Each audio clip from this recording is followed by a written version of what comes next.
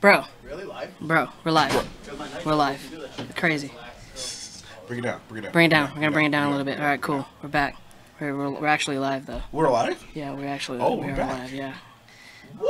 Yeah. Henshin hangout. We're back. Back. I had a bunch of energy. For some reason, it's all gone right now. I walked it off. It's okay. I'm gonna get more orange juice. Hey, you guys. Welcome back to Henshin Hangout. We've been gone for. Yeah. We gotta do it the right way. Okay. All right. Ready? What are we watching? We're watching Henshin Hangout. Henshin Hangout. Yeah. We're back. We're back. And we have 3 week hiatus. 3 Woo! weeks. Well, I mean, what's the reason for the 3 weeks? It was a lot of things. It was like free comic book day. We were doing stuff for that. You were hanging with Rangers. I was slinging comics. Yeah. And then we had like another show we had to do, Latino Comics Expo. So we were just like all over the place. Very. I know we're missing some little banners and everything with our names on it, but it's because someone decided to do some crazy shit. Looking at you, This is Josh. their money at work. Yeah, this is just it's crazy. It's crazy. But yeah, we're back, and hopefully maybe the things are here. And we have a lot to talk about. We have to go through 6 Henshin episodes. 6. 3 episodes of Kamen Rider Build. 3 episodes of Lupinranger vs. Patranger. I was lucky because I watched at work yesterday. I wasn't working. No, yeah, I saw on Facebook. I wasn't doing shit. It was like at work yesterday. doing homework. I was like, dang it. Damn. I tried to do that in front of my students. They're like, Mister, what are you doing? Nothing. Mister, are you supposed to be teaching us? No. I didn't do shit, bro. But it's fine. It's great. But yeah, they're good episodes. They are. Like Lupin, I feel is like finally starting to build up and everything like that. And I feel like build is it's just building more and more. Like every episode is like you think at this point it's like okay, we've learned all the mysteries and everything like that, but we keep getting more and more mysteries. Yeah. I'm kind of a little bummed out what happened with Bill, but we'll get to that. That's fine. So which one do you want to start off with? We got. Before we do that though, we have to talk about the We do. the t-shirt store. Yep. I don't have the little thing, but we can talk about it. So we have a TeePublic store.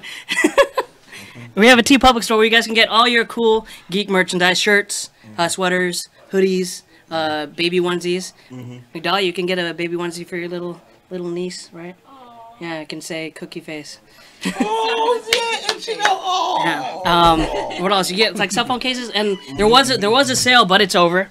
So if you guys missed out on that sale, you just gotta wait another three weeks. Exactly. The sales always come back through, so always check back through for those sales. And I did see a new shirt that's gonna be coming out. It looks pretty awesome. No, not for you. Not for you. But yeah. Also, we also have a super chat button. Super chat. And since we continued this, or we did this on the Marvel show, I think it's fine. If we every time we reach $10, I think we'll play the video. It's fine. Oh yeah. So you know the video, the special Jezzer WonderCon video. So if you want to see it, all you have to do is reach $10. So you can just give $10. Everyone can give $1, and every time we hit $10, let me cue that up. Let me cue that up right there. So what else we got? We got the THS hashtaggers, right? What's that? The THS hashtaggers group is our Facebook group where you can keep the conversation going after the show. It's a place where you can go and keep talking about Power Rangers, Sentai, comics, breaking news. It's the best place to go to find out like what's happening with THS hashtaggers group. And all of our breaking news that we happens on our website. Guess what? We also put it on the Facebook page. Yes. So if you're a member of the group, you get to hear like all those juicy details first. Yep. We super chat. How much is that? Super chat? Yeah. $9.99. Oh, this guy. All right. Thank you, Toku Kid. All right. So that's close enough. It's a penny off. It's fine. We're gonna play the video for you guys. I told you right before. I got you. This is true. Batman relies. Stop shooting! You can't just say I'm trying to record a video here. Get the fuck out!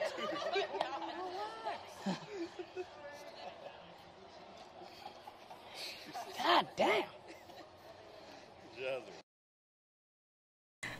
I'll just send you the video so you can save some money. You know those are going to be turned to shirts, right? Huh? Those are going to be turned to shirts, right? Those will be shirts soon. We gotta...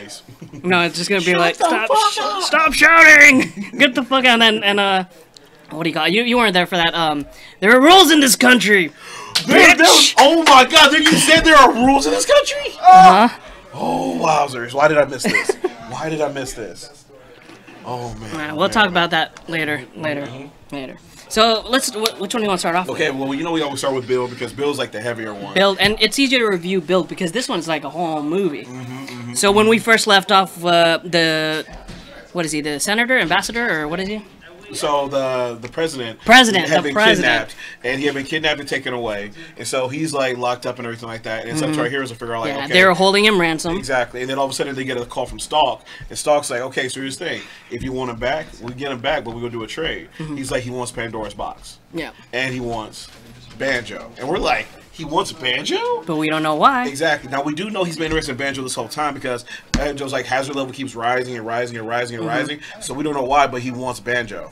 And in addition to that, though, but the main thing he wants is that new Evolve system. The Evo, the driver. Yeah, the Evo driver. That apparently Bill's dad built. Yes. And he needs to figure out where it's at. So he has 24 hours to find the evil, the evil system to deliver it, so they can figure out what's been going on. Salted caramel, awesome, cool.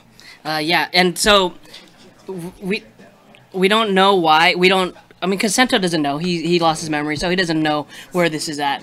So we don't know how they're gonna do this. And then, so they're holding him ransom, but Banjo goes by himself. Banjo. So they're holding him ransom. They're trying to figure out like what's going on and everything like that. And Banjo's feeling antsy, but then all of a sudden that's when Build remembers. He's like, "Wait, I think I've seen this before." He's like, "I think I've seen this before." So the chamber where they're making the bottles this whole time, that's where it's at. So he goes in and starts taking it apart, and he figures out, I was like, "Oh, okay, this really evil system has been the whole time, but it's been broken in half. And now he needs to figure out a way to put it back together." But at the same time, while they're doing this, I'm like, "Well, wait, is this a good plan though? Should you be putting this back together to give to the bad guys to get the president back?" And so I can't remember what you just watched it. From there, we went to. So then we cut to the president, and the president's being held in a jail cell. Yeah. And he's being locked down and everything like that. Stalk's coming up, rubbing his face like, "We got you. You want to save the country. You can't do anything. Even your son is on our side." Yeah. And his son is just standing. So, yeah, and we were talking about that. I don't see.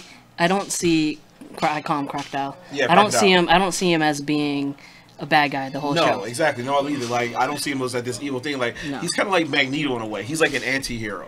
Yeah. Like, think about this though. He's going by his own like code. He's doing like the violent act and everything like that. But his whole thing is he wants to bring the country unified. He wants to bring the country back together. Which, as I was watching this, made me realize I was like, dang, I low key think this is like an allegory for like the world in general. Like, they're using Japan to talk about these walls that have come up, the sky wall. But I think they're using Japan as an allegory for like the rest of the world. And like how we have all these countries that put their walls up and don't interact with each other. Yeah. When we should be all coming together as one. Which was like, okay, this show just got a lot deeper now. It did. It did. And the great thing about like this doesn't seem like a kid show. No. At all. No, we've said this like before. Like, it never seems like a kid show because it deals with like all these adult elements and whatnot that you would feel like actual Power Rangers should be in. But the thing about this is that like Sentai is doing this so much better.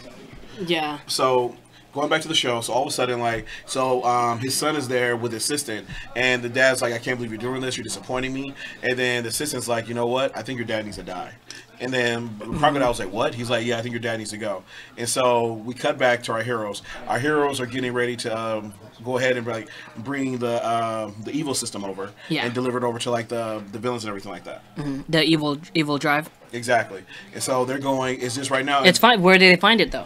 Oh, like we talked about, it was in the little chamber. It was in the chamber that Mitsui uses, which is it's cool. It's like, so that's where it comes from. That's how the bottles get made. And everything that's how like the bottles get made. So that was super dope. So then they go deliver the system. Grease has been gone this whole time as well, because Grease is apparently like exhausted. He's just like super tired and everything like that from all the battles and fights he's been fighting. Yeah. And by the way, can I just give a shout out to Grease? How is Grease still holding his own without a power up? Like, you think about it, Bill's got several power ups. I'm getting tired of looking. I'm getting tired of looking at his janky ass suit. I agree. I hate his fucking suit. I agree. It's like the colors. It's colored like shit. Pretty much for him to Henshin, he gets shitted on him, and he's just a shitty shit. No monetization. But yeah, I mean, audience agrees. They don't like the suit. Oh, I thought he was saying, yeah, I don't like it. No, but he's saying he loves Grease. I'm wrong on that one. But that's the thing. No, I like Grease. I like the character. It's just his suit's not as cool. That's like a good shit gold. Oh yeah, it's kind of weird looking to me. I want him to have a power up. I do, and I think honestly, when he gets his power up, I think he's gonna come at a. You think he is? I bet he has. Okay, to. Do you want? We was like. whoever loses has to buy the other one a drink. I say he doesn't get a power up this whole till like to the very end. Never gets a power up. They're so far in like giving him like an arc. They're not gonna give him an arc in like in a certain amount of time. Like when he says he gets an upgrade in the movie coming up. But are the movies canon? Sometimes. Or it's all canon. It's all canon. So are we gonna say upgraded? So okay, Blackwing kind of like he kind of spoiled that for us. He gets upgraded in the movie. So now I'm a little bit on the fence. Like, is he gonna get upgraded during the movie? That's what they've been saving for the whole time, or we still get upgrade on the show? See, it's Kamen the thing, Rider. I think he has to get an upgrade. But this is our first Kamen Rider show. Like we haven't seen it, so I don't know how they usually. You don't know if they're writers go then. No. Okay, so here's the thing. Okay, let's do this. Without their them intervening in the bet. Let's still have the bet. Okay, we'll have the bet, and my bet is I believe before in the show he'll get a power up. But it has to be in the show, not in a movie. It has to be in the show. And instead of a drink, we're going to do. What? What are we gonna do? A hot wing challenge. You really want to do this hot wing challenge? We'll do a hot wing challenge. I would have done it with you like regardless. Okay, all right. Yeah. But we'll still do it. All right, hot wing challenge. Yeah, let's go. All right, boom. Okay, so after that, so they go in there and they go into the so as our heroes are getting ready to go deliver the new like Evo system, everything like that. Back, Crocodile shows up and he looks like he's about to shoot his dad. Like, oh god, he is going to execute him. But instead, he shoots the lock and he tries to get his dad out and save his dad. Yep, I knew that was like. He's not gonna kill his dad. He's not that much of a fucking monster. Exactly, I agree. And so he gets his dad out. He's taking him away. He's like putting it in work, like fighting off henchmen left and right and everything like that. Yep. The assistant shows up. He's like, "How dare you betray us?" and everything like that. And just when it looks like he's like activating the heart murmur or whatever, the chip inside of him. Yeah. His dad knocks it out of the assistant's hand. Crocodile gets it, crushes it, tosses it to the side. He's able to go full crocodile mode. He was gonna go off on him. They're gonna die. die. And it looks like he was about to save his dad, get away, but then all of a sudden, that one monster that they had with him, he just like punched right. Oh yeah, he just punched him away. He gave him like Iron Fist, awesome. Not like the comic book Iron Fist, not the TV show Iron Fist, the good Iron Fist. Kind of like a One Punch Man. He just One Punch Man that dude. But yeah, that works. Yeah. That works. But yeah, so he knocks him out, everything like that, takes him down, and then after that, we think Crocodile's about to win, but all of a sudden he starts getting like another seizure, and then of course there's Stalk sitting on the roof. He has the remote. He made it back up. Yeah. And so Crocodile goes down. It looks like it's all said and done, everything like that. He recaptures him, everything like that. He kind of punks Crocodile again. It's like, you know who you serve. And then we kind of cut to like our heroes. Our heroes on the way with the Evo system, about to like deliver it and everything like that. They've got a whole plan to like, even though they were delivering the Evo system, they're going to save the president at the same time. Yeah. And so we get into this like big cool battle sequence. There's like a closed like. It's a closed fight because it's in a building, which is great. What about these shows is that they can do that. With Lupin and Pot, it's a lot of out in the open. Except for that one scene in the elevator, that was a really good fight scene. It was, and that was kind of dope. Like when I saw that, kind of reminded me of like Daredevil. The Marvel show when they do the hallway fight scene. Or kind of like Old Boy. Have you seen Old Boy? I like that. Where he's the like long hallway scene. Yes, that's what some of these fight scenes in these shows remind me of. I don't know if it's like this they're inspired by it or something, but it's really awesome. No, it is. You can see they put a lot of work and thought into it. They do. It's like you said with Lupin, because their fighting style is like they're thieves, so they'll be able to fight within any situation, improvise. Yeah. Kind of like Jackie Chan style. Whereas with our Kamen Riders, they're just like these big open attacks. So these bigger, more powerful attacks. So they need this like open space to operate in. Okay. So then after that, the heroes show up. They start fighting over the evil system. Because there's 3. Are we? This is still the first. Is it still the first? This first episode. Wow. So yeah, so it's only 2 right now. So it's Build and it's Banjo putting in work, trying to save the president, bringing the evil system. They're fighting against Stalk. They're doing all this stuff. The president's about to leave. Yeah, the president's about to leave. Crocodile's there. And then all of a sudden, here comes Toku Kid's Grease, man. He comes in. Comes in like a boss. Yeah. And he says the best line of this episode. He's like, you're here. He's like, are you okay? He's like, it's not a party till I get here. And I was like, that's right. He's a very when he first came on, you thought that he was gonna be like the villain, like he's gonna be the guy that they're gonna have to keep fighting this whole time. But no, he's straight up like he's comedic relief. Like even no matter how serious the show is getting, there's that one scene. I don't know if it's in this episode. Well, I'm just gonna merge all of them together. Let's talk about it. Go ahead. There's this one scene where it's. Oh, we didn't talk about Banjo though. Yeah, that's so good. We gotta wait for it. Consider the reason why he's doing it. So but no, I want to talk about the one too because that was hilarious. This was my favorite part of that second episode. All right, so all of a sudden the heroes are fighting. They're doing all this stuff, and all of a sudden it looks like they're about to lose. The president's about to be killed, and then all of a sudden Stalk turns. Sorry, not Stalk.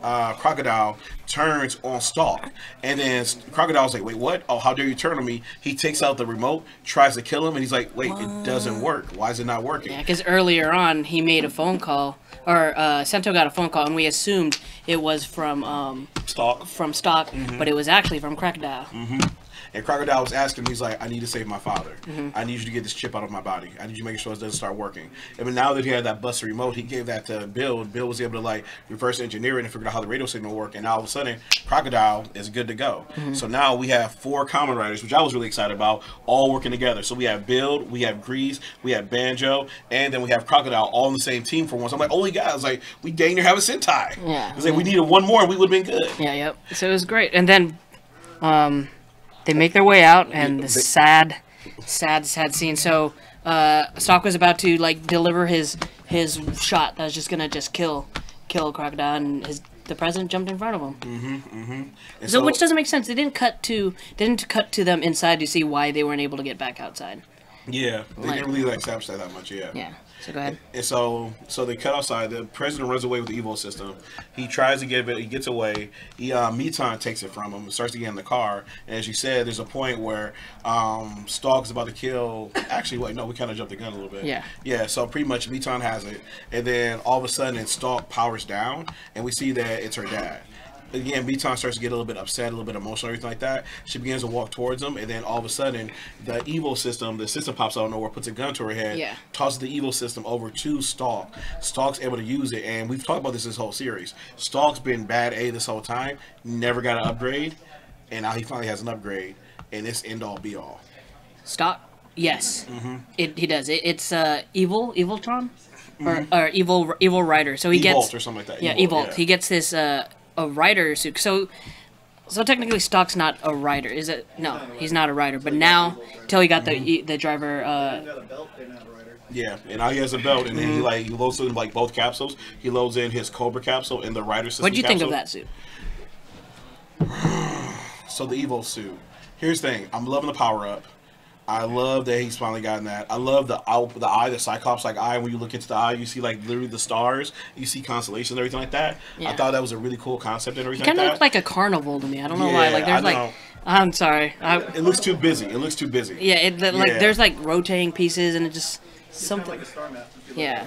Yeah, like in his eyes, the star map's there, but then everything else is like you can tell. It's like I did like the upgrade that he gets later on, but yeah, we'll get back to that. It just looks a little bit too busy for me. Like I like it, but I'm like it's just a little bit too busy. Yeah, I mean it's fine. It's you could tell that the person that actually made that was probably either super anxious to make a new suit or just like maybe high or drunk. It's like, oh, I'm gonna do this. Let's do this. Honestly, the costumes on like even the monsters, they're just like.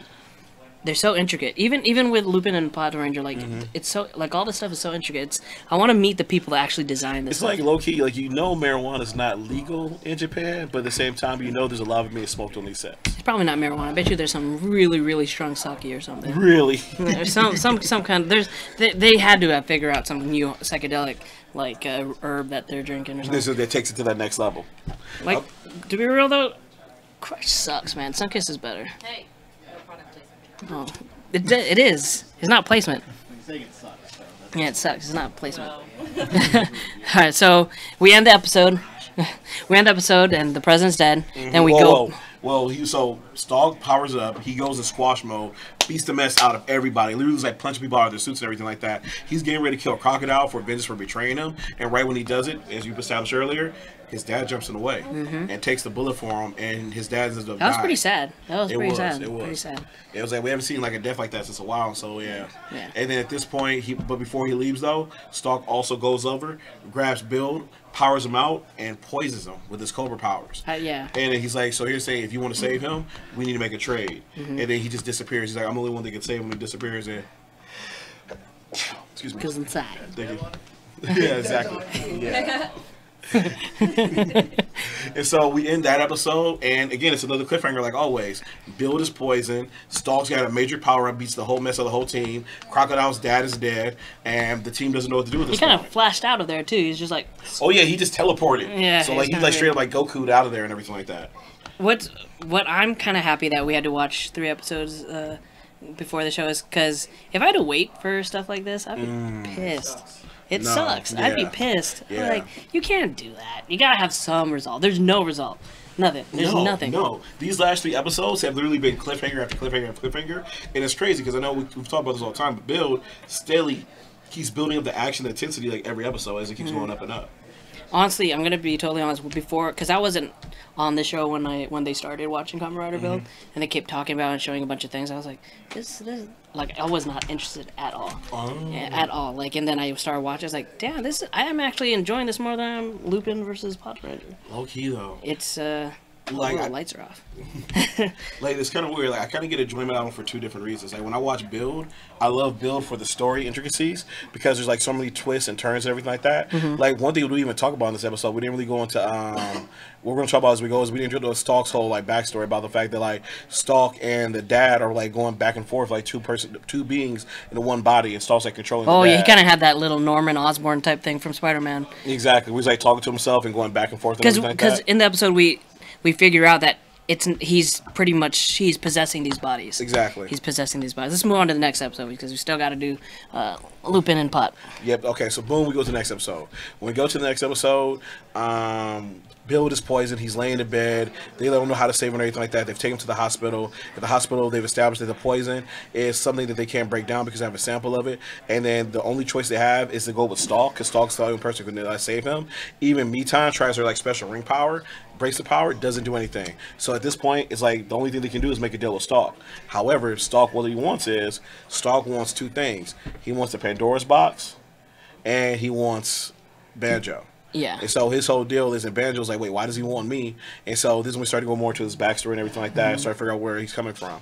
But before we get to any of that, though, we get an amazing funny moment with Grease where Meton is like just sad because Bill's laying in bed about to die. Her dad's like doing all this evil stuff. This is the perfect time for me to console her, and I'm gonna be a hero. I'm gonna get some points with Meton. And he's like, wait, but if I do this, like, am I being like a creep? Am I doing this? But no, all I'm doing is like supporting her, and this can be my chance. I can go from Grease to being called by my actual name. This is my time. This is it. And like right as he's like goes right to put his armor on or whatever, that's when like Bill like kind of like wakes up for a minute and like kind of like passes he's back like, out. God damn it. God damn it. Yeah, it's cool. I like that nobody's too serious on this show. I mean, the main characters are pretty lighthearted, but the villains are pretty dark. It's definitely a good balance. Ooh, I just realized something. We jumped an episode. That was in episode 3. That's fine. That's fine. All right, cool. Yeah. So, I mean, pretty much what we figure out is that Banjo and Stalk are one and the same. When Stalk came back, or the being that possessed, what is the dad's name? The being that possessed him, Toku. I don't really pay attention to names. Yeah, I don't pay attention to the names either. Same. Yeah, so Exactly. when Owner comes back from Mars, the entity, the symbiote, symbiote. Exactly. So like. Uses himself. Yeah.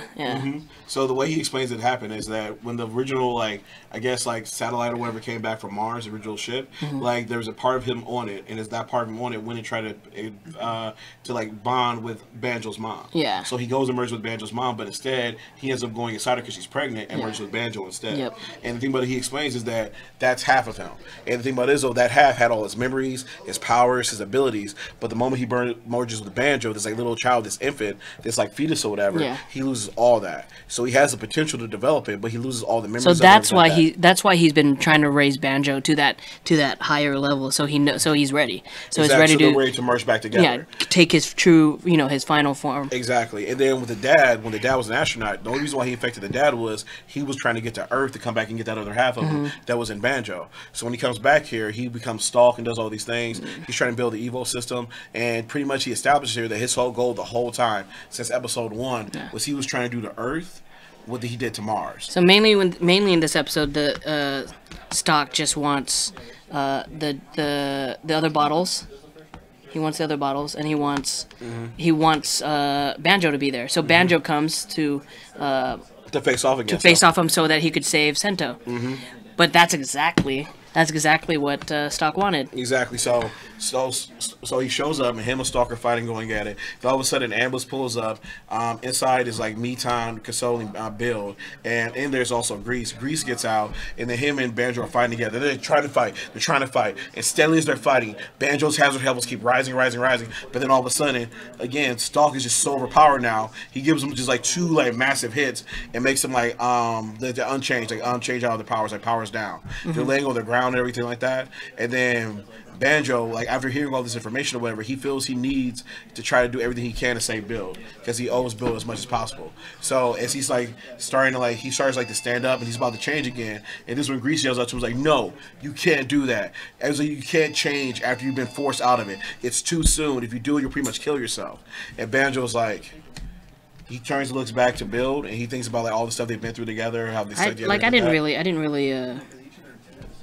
really feel like that he didn't care. Like he's just gonna do it anyways. Who, Banjo? Banjo, yeah. Yeah, but he did say this cool line though, because like this whole time, Bill's always telling him like, "I'm the hero, I'm the main character," and then Banjo looked at him and like turned back, and was like, "I'm the hero this time." Yeah. And then he did that morph and turned back into his dragon mode and tried to fight off Stalk like one last time, and his hazard levels keep rising. We think that okay, maybe Banjo could pull this off, and then everyone's watching. Then all of a sudden, there's a massive explosion as they do the 2 finisher attacks against each other. It looks like they've just missed and they're about to connect. And when it's all said and done, we see Banjo standing there, victorious, like unmorphed. Yeah. And we're like, it's done. Like, he won. I can't believe he did this. But then we look back to Bill. Bill is still poisoned until... No, I did notice. I knew what... I was like, something's up, because Banjo's hair usually has these weird braids in it. He has, like, the slick back hair, and there's, like, these weird... Like, 3 weird braids in it. Yeah. But then, like, when he was standing there, like, victorious, his hair's all, like, feathered and puffed up. I was like, something's up. Something's up. And so he does a wave of his hand. This purple like energy comes out, and then the poison that was affecting Bill, is gone. And everyone's like, "Wait, Banjo, how'd you know how to do that?" And then he opens his mouth and talks, and out of his mouth comes Stalk's voice. Yep. And that's when they realize they've lost. And so at that point in time, he teleports again. Episode ends, and that's our second episode. So again, we just end on another massive cliffhanger. We're like, "Wait, did we just lose Banjo? It's like, is Banjo gone now? Did Banjo turn evil?" Yeah, but let's go into the next episode. Well, kind of speed past. We still would need to go to Lupinranger. They're separate now. They find owner's body there. Like he's there, so he didn't die. I don't think he died. No. He's separate. Banjo or Sento comes back, and now they have to try to figure out how to stop the 3 of them. Sento, Crocodile. Like we don't know their names. We know their Sento, Crocodile, and Grease have to take on Banjo or Evil in his new powered up form. So let's go with that one. And so originally, Bill goes there and tries to stop him. He tries to hold him off one-on-one, tries to stop him from Pandora's box, but he's unsuccessful. He even resorts to using like the hazard suit and everything like that. He's still unsuccessful. And then after this, like they're trying to figure out a strategy for like how to build more power up. And while he's doing this, he's kind of making fun of Bill, saying that the thing about this was that you're not strong enough to beat me. Your hazard level isn't high enough to beat me. The fact of the matter is that like you rely on your gadgets and your trickery and all this stuff, but you're not strong enough to actually fight me one-on-one. And it's like, damn, yeah, that is a good point though. Yeah. It's like Bill's hazard level hasn't risen like a long time. At this time, we also kind of get the flashbacks as well. They're seeing how all this like came about, seeing about like how Bill originally died, his original body, the shape changing, how all this was part of his plan, and everything like that. So we started to get all these elements coming together as well. It's pretty cool. Nice. What's that? If you guys don't know, we are actually filming from. You know what? Oh, grab a seat. Grab a seat. Yeah. Yeah. Hold that. I had that shit. Let's see. Oh, this is dope. So scoot in. Whoa, move it. Here. You good there? Oh my! I guess we're gonna be over there soon. Huh? You're just really trying to destroy this. Yeah, go around that way. I haven't seen these before. Did I break it? No. Hey, so you are the first guinea pig for this live show, and since you know, he brought some of these. What do you call these things? Full bottles. Flow bottles? Yep. This one's a birthday candle. It's a birthday cake. It's a birthday cake. Like, what is this? That's a comic, ninja, wizard. Have we seen any of these before? Oh yeah, we see them all. Yeah. This shit's like movie. Birthday special. Awesome. And then this is a combo that Sento uses. Oh, that's awesome. So, Nice. did you like this episode? Yeah, I liked it overall. Hey, awesome. we got rid of Banjo. Yeah, Banjo. Wait, what do you mean you got rid of Banjo? You didn't like Banjo? Yeah. Banjo got annoying for me. How? Ninja. Why? Because he's like, we're raising your power level. It's like, what do you call it? Cattle for the harvest. It's like, when you know you're gone, you're gone. Just like, get rid of him so we can have owner back. You want to get rid of Banjo, get owner back? Yeah, because he got secrets galore. Maybe give Sento his final upgrade. Because we need Sento's super form. But then all those secrets come from Stalk, though. It came from the symbiote that was bonded with him. Well, it came from Evil himself. Yeah. He was just letting it go, but there's stuff he isn't telling. I feel like there's a reason why Sento's powers keep coming randomly, why he can upgrade his level like nothing. So you feel that the owner, now that they're separate, you think the owner may still have some of those memories and whatnot. He's and got still to. maybe use that. Because he fought him pretty hard when he was in him. Like, you saw a little, like, constraint or, like, sadness. Like, I still care about you guys. Like, I feel like that's owner talking. That's awesome. I mean, And it also makes sense too because if you think about it, he hasn't killed any of them. Like, there could have been any time where he could like kill the reporter. he still has motives. He still has something that he wants them to Well, do. he did until now he's merged with Banjo. Yeah. And now that he's merged with Banjo, he's kind of gone like full evil because now he has all that knowledge and abilities they had to stalk. But now he has Banjo's like ever increasing hazard. But level. now for the third episode, he still had use for them because he wanted all of those bottles. Yeah. Well, he's got to build up Pandora Tower. Yeah, he's got to build that tower. And Which it I seems didn't he like. still has another purpose as well. Yeah, there's still something going on, which is fine. Even like in the past few episodes, we know like he pointed out that the queen is not. Her powers are fading. So I think that the queen is probably gonna play a big part to stopping Evolt. Before she dies, because I think she's done after that. Yeah, I think that's how they're gonna stop him. But where's that going to leave Mitan? Yeah. Because that withdrawal, because she's been with them since, what, like a kid? Yeah. So I don't know. We're definitely gonna lose a main character here. The problem with it is though is because like if this was a Sentai series, 9 times out of 10 or 8 times out of 10, you usually get like a happy ending in a way. But with this, it's just kind of like, again, this is my first like Kamen Rider show I'm watching here. I'm getting the vibe. I agree with you guys. I don't feel we're going to get like a happy ending. I feel like people are going to die. We're not going to all said and done. It just might be Grease standing there by himself. No, I for sure. Armor saying, "What's up, Jezzer?" Croc is Croc gonna stay alive? He's dead for sure. He's dead for sure. I think he's dead for sure. Because he's irredeemable. He can do good things and like self. I think he's gonna die. The way he's gonna die is by saving. He's gonna be the one that puts everything back to normal. See, I think he'll do something self-sacrificial like that. But I think what's all said and done, he'll be like kind of like Prince Zuko and like Avatar. That will be his arc. His redemption's fixing his mistakes. Exactly, because at the end of this, like I can see him being like the new leader of the country, Yep. and him gaining all this power, all this knowledge, and everything like that. And when people come like, "Why can't we be violent?" He's like, "Because I walked that path. It was the wrong path. I learned from my father. You have to do things this way." So I think that's going to be his whole arc in a way. Grease survives. Grease has to Yeah, survive. he survives. got his friends and Yeah, family. he's had his. The living ones. Sento. village. It's between Sento and Banjo. It's one of them's gonna die. Sento's worse than Rogue.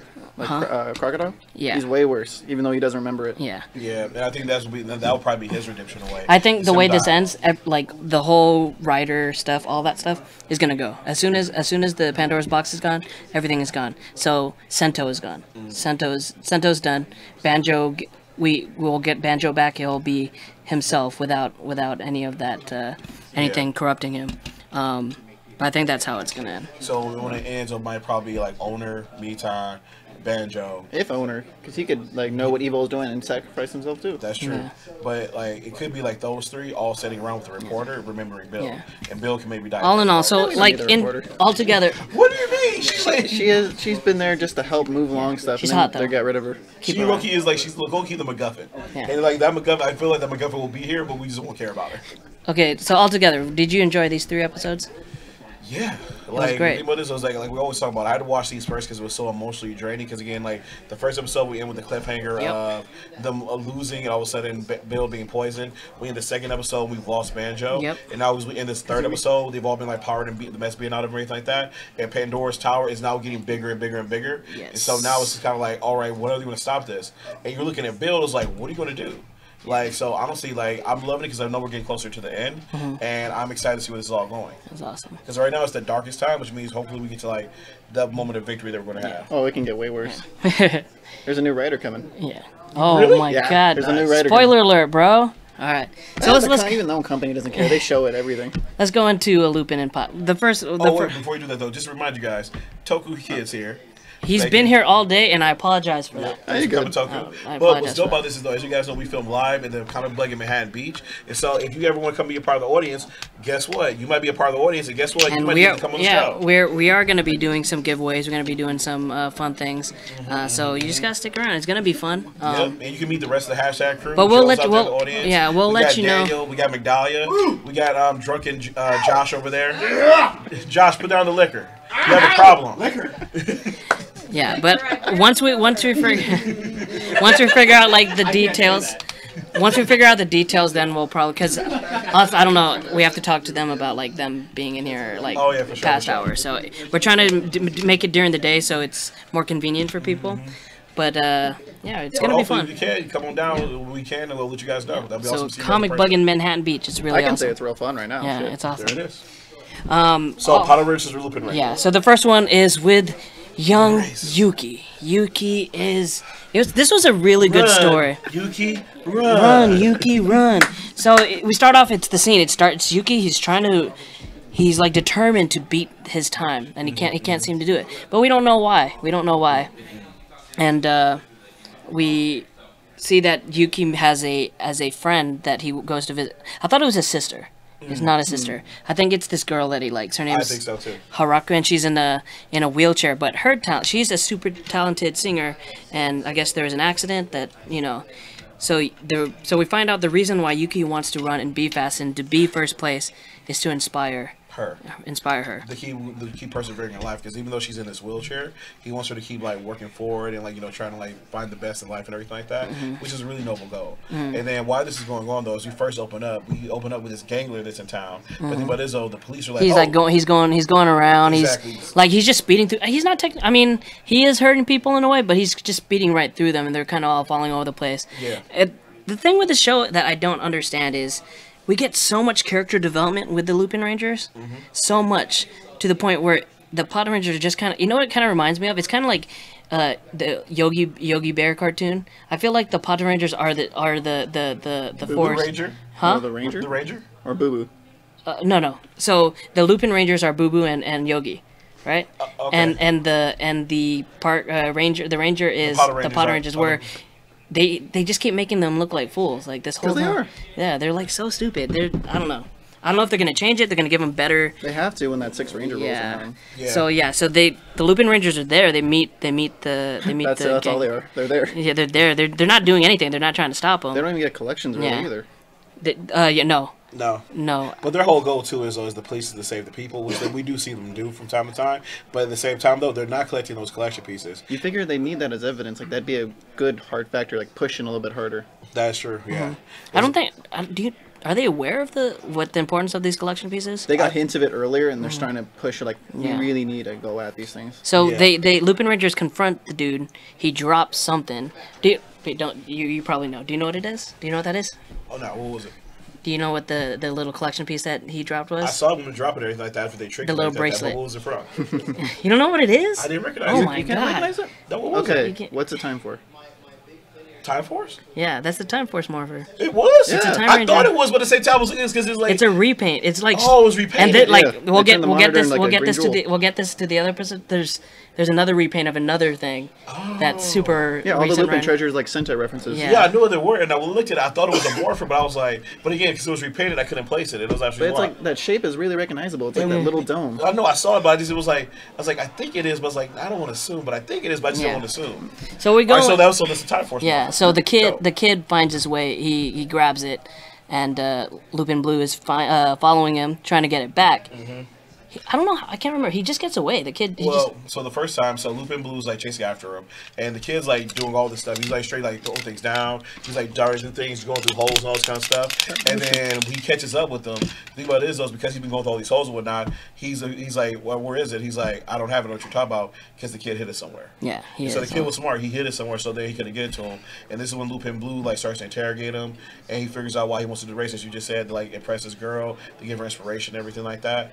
And so then later that night, Lupin Blue like tells him about this because the whole thing is the kid makes reference to this story that he used to read as a child. They kind of like reference to this and everything like that. Some fairy tale. A fairy tale. And it's weird. Yeah, and it's weird.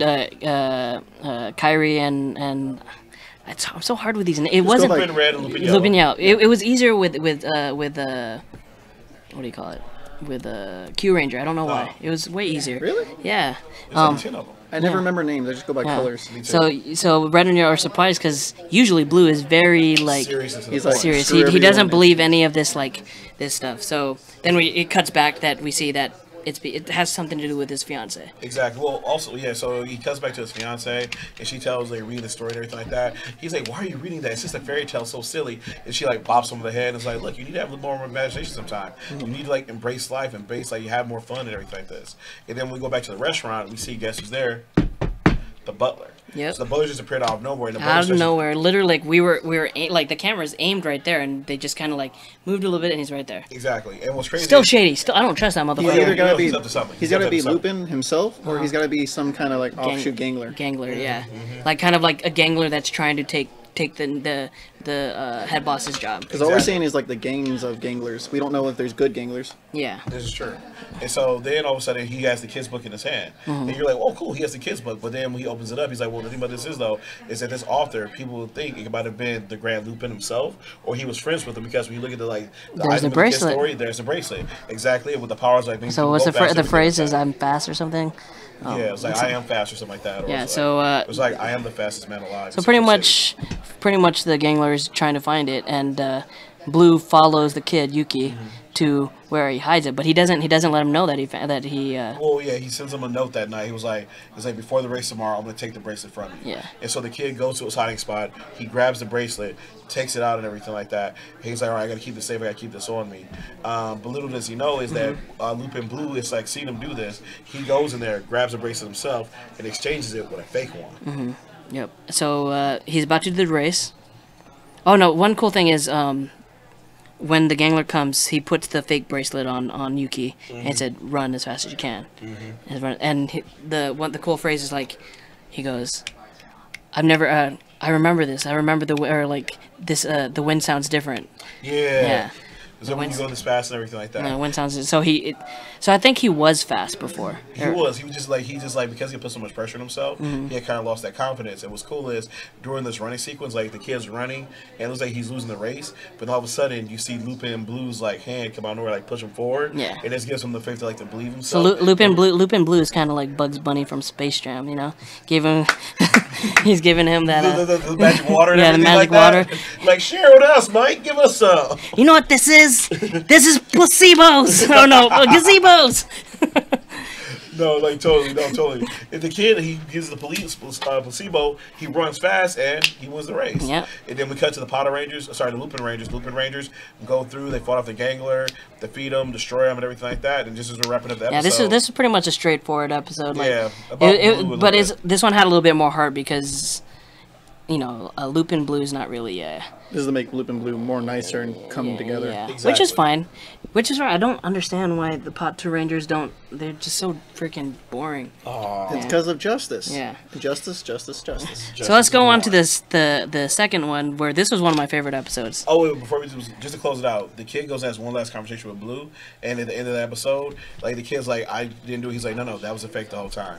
You did that because of you. You got punked. You got punked. He had on the hat and everything. He was like, yeah, and that's a good popped out of nowhere. Yeah. And it's like believe in yourself, and then it ends in like this like little heartwarming moment, which is like, oh, so that was cool. Yeah. But then we go to the second episode, which is low-key my favorite as well. It was I love my this episode. favorite. This episode was awesome. This is great because earlier on in the season we learned that Pot Pink has like this weird obsession with stuff. A little bit. She Let a girl have her stuffed animals. Yeah. We'll let her have her stuffed animals, but we do see that she took a day off. They said they had mentioned Jim Carter said that she's been working through her days off and this is her holiday. And they were at this and then also we cut to the Lupin Rangers, and they're wondering why's the restaurant, why isn't it open? It's like, oh, you know that we don't get anything done if Lupin Yellow's not here. So they're both gone. They're both gone, and we find out that they're at this carnival. It's kind of like a little carnival where they have to do this little scavenger hunt, and at the end of the scavenger hunt, you get this stuffed animal. Yeah, you get a plushie. You get a plushie. You get this plushie. So then they go up to the line. They wanted to do the individual scavenger hunt, but no, we don't. Which doesn't make any sense to me. If you're gonna be getting the same prize at the end, just give me a freaking. Well, exactly. Yeah. Isn't it 2 different prize animals? No, I think they didn't really explain why. Okay, It wasn't like a bread one and a different one? Yeah, so there are 2 different prize animals, but when they get there, though, they have 2 like different tickets you can buy. You can buy the individual scavenger hunt ticket, or you have the pair scavenger hunt ticket, which is like for dates and stuff like that. Yeah. And so that when they get there, they've ran off all the individual ones. But you see where I'm coming from? Yeah, exactly. The tutorial like, you must buy the pair one, and it's like, well, if you have pair ones, why don't you just rip it in half, we just do it that way, or like we buy them and then we go off separately. But it's, like, it's weird. It's like no. So all of a sudden, what's cool is though, all of a sudden, Lupin Yellow and Pata Pink had to do this whole challenge scene together. So they just start going through all the challenges and everything like that, which I thought was kind of cool. Some of my favorite scenes were in this, where she was like, the scene where they're having fun and they were on this ride, and she's like, "Oh, why do you have a poncho?" And it just goes down. She gets all wet. It's like, okay, that makes sense now. And then another scene where they're on like the side, what you call the up and down thing or whatever, like the up and down like swing. And then we learned that Pata Pink is like really strong because she's like pulling him up really fast, letting him down and everything like that, which was really cool. Or another funny one was like where they're at the very end at the haunted house. The haunted house. She's like, all right, we got this. We'll go in there. And then literally you cut her. She's gone. She's already in the door. Like but it cuts like awkwardly like between her. She's still going like this. She knows she's right there. She's like, okay, like it's like it breaks. It's like, oh man, this is funny. It is. And what I liked about it too, though, is because it was like we got to focus on the female Rangers. But what's dope too is that like it was what I remember is that when this one came out, it was around Mother's Day. Oh, it was. Yeah, this was like last week and everything like that. I was like, oh, so this is kind of like the Mother's Day episode. Okay. Which I thought was like kind of girl power. Which I was like, this is really dope. And so at this point, they go into the haunted house and everything like that. But it's a legit like so scary haunted house. But this is when we find out that Patranger Pink is actually scared of haunted houses.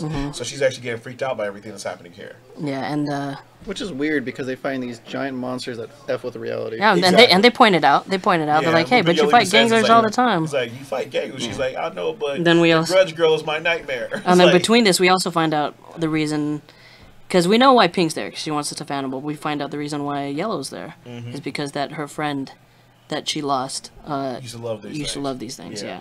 And so we get this nice moment as they're walking around and like they're kind of growing closer together like through friendship, which is kind of dope to see because when I see this, it kind of gives me the idea that later on when the 2 teams come together, it will be the female Rangers who will be like, "Low guys." I honestly thought in this episode Pink was gonna find out the identity. I think it's too soon. No, but keep it from the rest of the team. Everything? Yeah. Oh, like that's the best friend thing. Like I understand. We got this thing between us. Yeah. Yeah. I agree with you. There was hits of it there where you started thinking, will this happen or anything like that? But at the same time, it was just like, but we didn't. Well, yeah, I feel you. Like if they could have easily gone that route, I would have been surprised. And then we get the classic. The Gangler comes. We get the classic like, oh, there's something going on within this isolated situation. You guys can't come in because I'm gonna put a force field around it. They've done that so many times with Sentai shows. You gotta make a reason. For there's a reason for you guys to just stay in this and then bond with each other. Exactly. Like when 2 characters get stuck by this weird magic glue. Which is I guess it was a cool way to do it, but they were bonding regardless, I think. Yeah. They were coming together just as like regular people and everything like that, which was dope. They just pushed it further, made it more of a good bond between them. Exactly, because in a way it also made it a bond between 2 different characters as well. Because Patranger Pink in her civilian uniform was bonding with the barista and everything like that, with the waitress. But then when they go into their like Sentai performance and everything like that, and they're battling against this Gangler, and they're trying to beat them and everything like that, and then all of a sudden they get knocked back, they get chained together, and so now all of a sudden they have the bond between the police officer and the thief, which is on a different level. Still worked really well. There's even a lot of cop movies where, like, what was that movie with Adam Sandler and Damon Wayans where they're bound together? Oh, Bullethead or something like that. Something like yeah. Where he gets like shot in the head and everything. It's had a lot of that where you're connected to each other, but you're still trying to work together. Exactly, and that was dope too, though, because the cool thing about it was that like. It was cool because like all of a sudden like he's going to set them up later on when Patranger Pink has a better understanding of the thief, Lupin Yellow, and she understands where she's coming from because they've gone through all this stuff together, and they realize they're not bad people because as they're working together, she's like, again, she helped her up. She got like a concussion. She helped her like the whole fight and everything like that, and they worked together as a team. Yeah. Because then later on, they fight against the Gangler, and there's this whole moment where the Gangler's going to come down with the slash, and that one surprised was like. I was hoping she actually did betray her. I was hoping not though, but because it was out of character for it was. I had to rewatch. I was like, wait, what's happening? No, like the Gangler's coming out with this like scythe. She's coming down. She gets ready to slice. Lupin Yellow turns Pink around, uses her as a shield, and then Pink takes the blow, unmoors, like falls to the ground, and then Lupin Yellow starts backing up and whatever. And the gang was like, ha ha ha, I knew you were a thief. I knew you couldn't be trusted. And all of a sudden, she starts getting shot from behind, and we turn around, and it's Patranger Pink. She's totally fine. Lupin Yellow takes that moment, goes to the back, steals the item, and then he's like, wait, how did you do this? And it was a plan the whole time. So the mask is indestructible, is that one? Yep. Yeah. Yep. Okay. So Lupin Yellow put her mask there inside Lupin Pink somehow through the uniform. Yeah. It's like, how does that go through the show? Okay, Well, it's whatever. like right or everything else. You pull it from back of your pocket. Well, no, the mask. But how did she get inside Pink's shirt? I don't know. Don't ask questions. Yeah. There it is. See. Or the reason why Yellow had to go. Yellow had to go look for a disguise before she could just. Why don't you just morph? Yeah. Why do you have to look for a disguise? Yeah. So I don't know. And so anyway, so they use this opportunity and they realize that they have planned this whole thing, and they take down the Gangler, they get the item and everything like that, and then all of a sudden the guys show up, and There's a huge explosion. I didn't see it at first. I had to go back. I was wondering why Put was still on the ground, like she was on the ground. I was like, wait, why is she on the ground? So I had to go back and Yeah, like see what you'll Red see did. like there's an explosion where she kind of gets blasted off. Like, Yeah. a little The bit. way they push her out, like, oh, let's Yeah. go finish our loop and stuff. Yeah. So the funny thing or the cool thing that they did was when Lupin yells like, "Take care of my friend," or like straight up like. I Well, don't know. they're gonna be the ones that bring the the glue. idea They're to the like, glue. let's group up. Like Yeah. we're gonna be the ones to push this forward. You're right. So then pretty much it goes like I said before, like we always go to the little mech fight, and Yeah, it's we go to the it's, mech it's fight, just which I'm not nothing impressed by really any of these yeah, mech no, fights. Not no. impressed at It's all. too boring to me because seeing full-on vehicles just like Yeah. now you're an arm. Yeah, there was one mech fight in the next episode that kind of cool. I thought it was kind of like overkill, but it's fine. And then as we end up this episode, so we do the mech fight, the end and everything like that. Patranger Pink is at the restaurant. She's actually kind of bummed because she didn't get the stuffed animal that she really wanted. But then Lupin Yellow shows up and is like, I got you the stuffed animal. She starts to take out the bag like she's so excited. And this is when I started It's a laughing. cute one. It's a cute Yeah, she one. got the cute one. It's like this like toaster head animal or whatever. We're like, oh, that's so cute. She got the one you would pick. Exactly. She's like, no, I didn't want this one. And what was wrong? She wanted Pigtato, which is like this ugly pig thing. I thought it was deformed and rotting. Yeah, Yeah, it's that's like, what it looks like. It's like a and then bad she's thing. like, I wanted that one. And then Lupin Yellow's like, You're "You weird. got very strange You're weird. taste." So we go on to the last episode that we did, and this was actually a funny one too. The scene where Kiechiro or what the fuck is his name? Who? Patranger Oh, talks to Patranger. this little kid, and he's like Yeah, this yeah. creepy ass smile. Oh, right, it's like super cringy. He just doesn't know what he's doing. Yeah, he's just like he obviously doesn't like you because he's wearing Lupin red stuff. So Yeah. And then at that point, you're like, he's like, why is he doing this and everything like that? And that's when it was kind of cool because in this episode, it's like we find this backstory about how Patranger Red became a police officer because he got inspired by his like local police, like patrolman and everything like that. Like he saw him as a hero, which is like, oh, so that's why you want to do this, which is like a really dope story. Like Lightspeed Carter. yeah. Yeah. Yeah. The fireman that saved him in his childhood helped him become what he wanted to be. Exactly. Yep. Exactly. So a little bit of throwback to like some Power Rangers and everything like that, which is like super dope. And then so then after that, we meet these two ganglers. And so one, we know of an assassin that's coming to the city who's trying to like hunt them down and everything like that. But then we also meet this weird one who's like kind of a sheep gangler. Who? The sheep gangler we met this Oh episode. yeah, but he had a brother. Yeah, which was funny. So we meet the so we see. So all of a sudden he's like, I want to get revenge. Which on episode was that Patrangers. from? Well, I don't remember. I couldn't remember the monster. yeah. It's only been like 13 episodes. Yeah, it's weird. It kind of sucks that we don't know. And so apparently they were out in the forest just hanging around like, yeah, we're going to be bosses one day. Yeah, and all of a sudden they look up and all of a sudden the Power Ranger like a giant fight. They start running and the Power Ranger Zord accidentally steps on them. There's a cool episode in Q Ranger back in like early on where the little henchmen had stories too, and then they kind of inserted them into like previous episodes where like, oh, this was me. I kind of got blown up here and here. Oh, really? Yeah. Oh, that's fun. That's dope. Have you seen Q Ranger? I'm trying to keep up with it. Yeah. You don't like it as much. The middle part's ruining for me. You got just keep with it. It Too gets, much Earth. You keep with it. It gets really good. Okay. Which is kind of funny. What these guys scares me is like when I realized that they had killed that gangler by accident and they didn't know, I was like, Wait, they just lost a collection piece. well, that too, but it's like, but they're not Lupin, so I don't care. But what kind of blew me away was like, wait, So how many people do you kill that you don't know that you stepped on? I mean, that goes for any show, any Ranger show, I think. I think build's the only one thing that brings it up because you see people fly in the air on the sky wall. It's like, oh, you're dead. Yeah, so I would eliminate that dude. The dude played him. So we cut to. They're trying to figure out what's going on, why they couldn't have a field trip over there, and this random guy came and he gave a little drill thing. So they bring it back to the headquarters. And they straight up say, "Hey, we haven't investigated or we hadn't scanned this yet. We haven't fixed this yet, or like checked if it's safe to use." But they don't care. I think Pot Red doesn't care, and he uses to help and everything like that. Which he goes down, he starts drilling, and that's when shit goes down. Well, we don't see it right away, but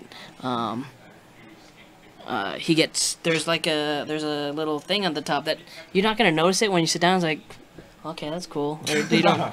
It's like everything has the same like aesthetic, but that looks a little different. Exactly. Everything's all white except for that one brown thing right there. Go figure. He gets poisoned. But then we don't see him for a while. Exactly. They assume he's dead, and then all of a sudden, then Patranger, Pink and Green, they have to face off against the Sheep Mob Gangler and against the Assassin Gangler who's done the poison and everything like that. And then they bring out things that talks about how he has they're going to get revenge for him, do all this stuff. And what's really dope is the head Gangler shows up. He shows up with two generals. So they're like sitting on this hilltop. He's like, all right, you called me here and pressed me. Kill these Patrangers. And so the Patrangers are going back and forth. But luckily enough, Patranger Green and Yellow are super smart. They all smart these guys. And they get the assassin to kill the sheep. And so he actually kills them. So they're like, oh, wow, okay, you just did this. And then all of a sudden it's like the boss gang was like, okay, this is boring. He does one move. Takes out everybody. Like, he explodes the entire battlefield. He blows up the assassin. He blows up the two Patrangers. He blows them up so much they unmorph. And as they're laying down on the ground, they're like, oh my god, that was one attack. How strong is he? And so at this point and everything like that, we're worried. Like, it looks like they're going to lose unless they're about to die. And then all of a sudden, what happens? Patranger Red comes up from the with this crane thing. This fight scene was like where I thought it was overkill. So he's just like pretty much like killing him with the arm of the train, and then he pins him up against the mountain. Yeah. And then the drill comes off, and he just like freaking impales him with a fucking drill. It's crazy. Beat him when he's down. literally beat him when he's down. Straight up. Dude, I was fine with because that little drill is just so dinky looking, trying to go at him. Yeah, that's true. Yeah. Which was kind of a surprise to me because I thought it was gonna be two separate pieces, not a piece that combine together, make a bigger piece. Was like, okay, that's interesting. That's new, I guess. Well, they did that with the Lupin's jet, the little stealth fighter jet. Oh, you're right. They had the little like scissor on the top. You're right. So it was like part of another one. Yeah, you're right. So that was really cool. So they do this and blow them everything like that. But as we in this episode, it's kind of interesting because it kind of reminds me of the build episode because Patranger, is still poisoned. And so as we end this episode, we're going to the next week's episode. He's still poisoned, trying to fight this off, while he still has to do his duty as a ranger too. I felt like they kind of forgot he was poisoned until after he got his helmet off. It's like, I'm screwed. That's true. Oh, he kind of looked all like sick and everything like that. He looked like we're ready for the next guy to take his job. So it's cool. I like these 3 episodes. Probably the one with Pink and Yellow most, I think. I agree. But this last one was probably my least favorite. It wasn't really that fun for me. Nah, you don't like seeing sheep getting trampled? No, I don't care about sheep getting trampled. The second one, I agree. The second one, if I had to put these in order, the second one was my favorite this week. It was really fun. Then it'd be the first episode, which just had a nice little heartwarming message.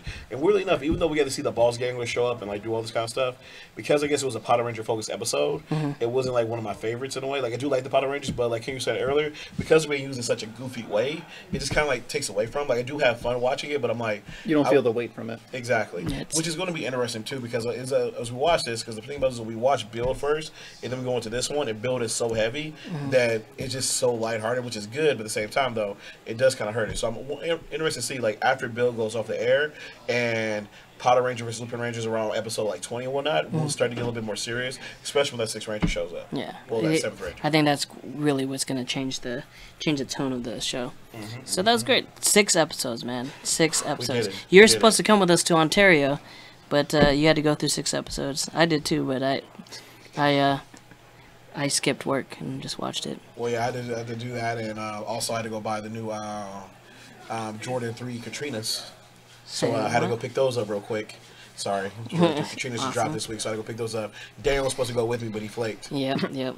Thanks a lot, Daniel. All right, you guys, that was a lot. That was a lot to review for Henshin. It was. Toku Kid, thank you for coming through with us, man. Sorry for the delay. That was totally our fault. Totally our fault. We'll explain later on the wrap-up so when we can talk about that stuff. But also, thank you for coming. Let them know, like, how, like, I mean, if more people come, it's going to be a cooler environment. Everybody can talk and everybody can, like, engage with each other. Yeah, more hashtaggers, more fun. Yeah. Exactly. I just saw him sitting there. I was like, come on. It's fine. So, I mean, yeah. So, if you guys be sure to check out, we're going to be going live. It says 8:30, but I still need to build some stuff because it's some crazy. So probably 8:45, 9 o'clock. But yeah, come back for the wrap-up show, the Saturday wrap-up show. Yeah, which we'll be back again. You're back again this Saturday. You might see me on the Retro Radio. You never know. I'll be popping around different How places. about for Henshin next Saturday? Henshin next Saturday, I will be here. Yeah. Boom. So yeah, we haven't seen Justin in a long time. I know, and Paola's been busy too, so you never know who might be here with us. But we'll hold it down until they come back. If you guys donate enough, we might be getting McDowell to watch some Henshin. Yeah, McDowell, you want to watch some Henshin? That's our new goal. No, we get to $20. She gave a look. She gave a look like no. It's some serious shit. Exactly. At least Kamen Rider Bill. Yeah. Exactly. Yeah, exactly. but she's gonna have to like binge watch it. But no, here's the thing though. So here's the thing. If you give her money, we'll have McDowell watch it. Yes. We'll have her watch Build with no context at all. Have her watch one episode, just see what she thinks of it. Yeah. All right. So thanks for watching, guys. Yep. Jezzer, wait. Where can they find you at? Oh yeah, our tags aren't on there. Everywhere. Because the freaking someone. Baltzar, yeah, I'm Baltzar Galactica on Instagram, Twitter, and I'm the You can find me on all social media at Jezzer. How about you, Johnny? You can find me at JohnnyP313 on Instagram and Twitter. Come on by, let's keep the conversation going. You can also find me on the Marvel show. Me and Jezzer will be on Thursday night. So man, that last Marvel show was crazy. It was dope as heck. Oh, is there any cookie face army in this group? What happened here? What happened here, man? Layla, Anna, why'd you guys betray me like that? I understand why Migdalia did it. What? Yeah, why did you betray me like that? Straight up. Larry too, and Derek. I see. I'm using that list. I got. You guys are on my list. I'll tell you guys right now, when we're at Age of Girl Prom, you might want to bring a gift for Jezzer. Just to apologize. Because he's holding on to this. I got you guys. Just give Jezzer one free wish to do. All this, come on, all right. Whatever. So don't forget, so Henshin go next Saturday. We got the Marvel show, and then I am facing Tony Sanchez on Fancast Friday. So check that out next Friday and let's see what we do. I don't know what we're doing. Please. But I'm gonna try to bring a victory back for the Henshin Bros. Yeah, it's like those Gear brothers that got killed. I'm just gonna give you my power so you it's can, like, don't worry, Jezzer. I'll find a way to use Zac Efron in my list. Don't worry, I got you. Put Zac Efron on your list. Zac Efron was robbed. Zac Efron was robbed. So was Mark Wahlberg. Watch Joe be like, Mark Wahlberg was robbed. Watch Joe be like, cast Black Panther 2. I don't know how to use Zac Efron in Black Panther 2. I don't know what to do with this. You gotta figure it out. You gotta put Zac Efron in Black Panther 2. We left one more child behind. Thanks for helping us out. Thanks for bringing these cool little. Here, this is for like those ASMR people. Have you seen those videos? They're weird. All right, thanks for watching, you guys. We'll be back in about 30 minutes with the Ranger wrap up. Woo woo!